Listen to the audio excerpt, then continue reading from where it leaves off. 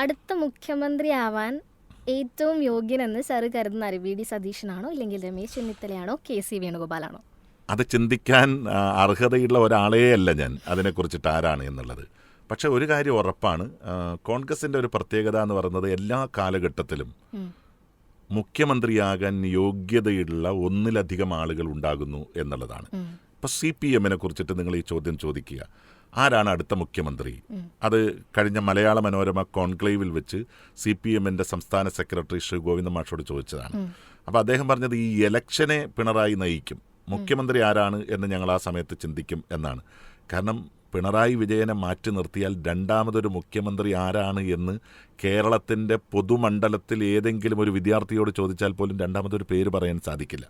കാരണം അങ്ങനെയുള്ള ഒരു ഏകാധിപത്യ പ്രവണത പാർട്ടിയുടെ ലീഡർഷിപ്പ് കൈക്കൊണ്ടതുകൊണ്ട് രണ്ടാമത് ആ സ്ഥാനത്തേക്ക് വളർന്നു വരുന്ന ഒരു വ്യക്തിത്വത്തെ നമുക്ക് കാണാൻ കഴിയില്ല. അഥവാ അങ്ങനെ ആരെങ്കിലും വന്നിട്ടുണ്ടെങ്കിൽ അവർ ഡീമോട്ടിവേറ്റ് ചെയ്യപ്പെടുന്ന സാഹചര്യം CPM-ൽ കണ്ടു. ഇപ്പോൾ ശൈലജ ടീച്ചറെ ഒരു ഘട്ടത്തിൽ വനിതാ മുഖ്യമന്ത്രി സ്ഥാനാർത്ഥിയായി KR ഗൗരിയമ്മയ്ക്ക് ശേഷം കൊണ്ടുവരാൻ ആഗ്രഹിച്ചതാണ്. പക്ഷേ എന്താ സ്ഥിതി? നമുക്ക് ശൈലജ ടീച്ചറെ സ്ഥിതി അറിയാം. ഒരു കാലഘട്ടത്തിലും ജയിക്കില്ല എന്ന് ഉറപ്പുള്ള വടകര മണ്ഡലത്തിൽ കൊണ്ടുപോയി മത്സരിപ്പിക്കുകയാണ്.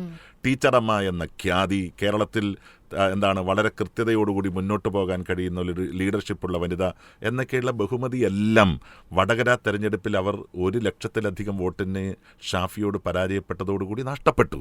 അപ്പം മുഖ്യമന്ത്രി ആകാൻ യോഗ്യതയുള്ള ഒരാളെ ഇല്ലാതാക്കി എന്നുള്ളതാണ്.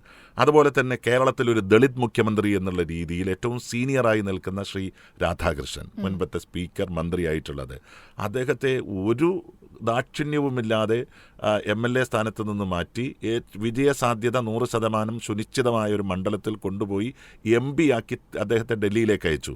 അദ്ദേഹത്തിന് ഡൽഹി പൊളിറ്റിക്സിൽ അത്രത്തൊന്നും സ്വാധീനം ഉണ്ടാക്കാൻ കഴിയുന്ന ആളല്ല. പ്രത്യേകിച്ചിട്ട് അദ്ദേഹത്തിന് ലിംഗ്വിസ്റ്റിക് ബാരിയർ അത് ഏറ്റവും പ്രധാനപ്പെട്ട ഒരു ഘടകമായി അദ്ദേഹത്തോടൊപ്പം ഉണ്ട്. അപ്പോൾ ആ ഒരു ഘട്ടത്തിൽ അദ്ദേഹത്തിന് ഡൽഹിയിൽ പെർഫോം ചെയ്യാൻ പറ്റില്ല എന്നു കണ്ടിട്ടും അദ്ദേഹത്തെ മാറ്റി എന്ന് പറഞ്ഞാൽ തിരുവായ്ക്ക് എതിർവായി പാടില്ല എന്ന CPM-ന്റെ സമീപനമാണ്.